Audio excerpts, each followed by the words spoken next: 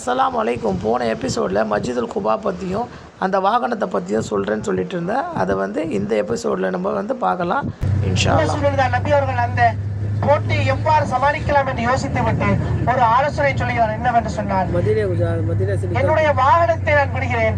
அந்த வாகனம் யாருடைய வீட்டுக்கு முன்னால் சென்று, என்னுடைய வாகனம் என்று சொன்னால் ஒட்டகம், என்னுடைய ஒட்டகத்தை நான் விடுகிறேன். அது யாருடைய வீட்டுக்கு முன்னால் எங்கெல்லாம் அலைந்து திரிந்து எந்த இடத்தில் அது ஓய்வெடுக்கிறதோ, அது எந்த இடத்தில் படுக்கிறதோ அந்த இடத்தில் இருக்கக்கூடிய வேண்டிய நிலைமாக எடுத்துக்கொள்வோம் என்ற செய்தியை சொல்கிறார்.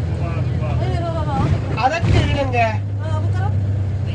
அவருடைய வாகனத்தை விட்ட போது அது அந்த குபா என்கின்ற பகுதியை முழுவதுமாக சுற்றி வந்து ஒரு இடத்திலே அப்படி அமர்ந்து கொள்கிறது. அந்த நிலம் யாருக்கு சொந்தம் என்று சொன்னால், அந்த குபா என்கின்ற பகுதியிலே வசித்த 2 அனாதை சிறுவர்களுக்கு சொந்தமானது.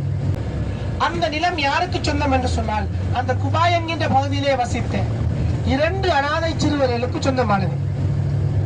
அந்த சிறுவர்கள் பள்ளி அமைப்பதற்காக வேண்டி அந்த நிலத்தை மனப்பூர்வமாக அவர்கள் நபி அவர்களை கையளிக்கிறார்கள். ஆனால் நபி அவர்களோ அவர்களை பராமரித்தெடுத்து அவர்களுக்கு அந்த இடத்திலேதான் பள்ளி கட்டப்படுகிறது. இந்த பள்ளி வாயில் தான் இஸ்லாமிய வரலாற்றிலே நபிகள் நாயகம் ஸல்லல்லாஹு அலைஹி வஸல்லம் அவர்களுடைய காலத்தில் கட்டப்பட்ட முதலாவது பள்ளி வாயில். உலகத்தில் கட்டப்பட்ட முதலாவது பள்ளி வாயில் என்று சொன்னால் புனித மக்கமா நகரத்தில் இருக்கக்கூடிய கௌபா.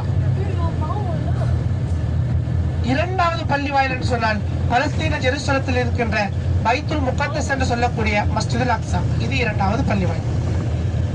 ஆனால் இந்த மஸ்ஜிது குபா என்பது நபிகள் நாயகம் ஸல்லல்லாஹு அலைஹி வஸல்லம் அவர்களுடைய காலத்தில் கட்டப்பட்ட முதலாவது பள்ளி வாயில்.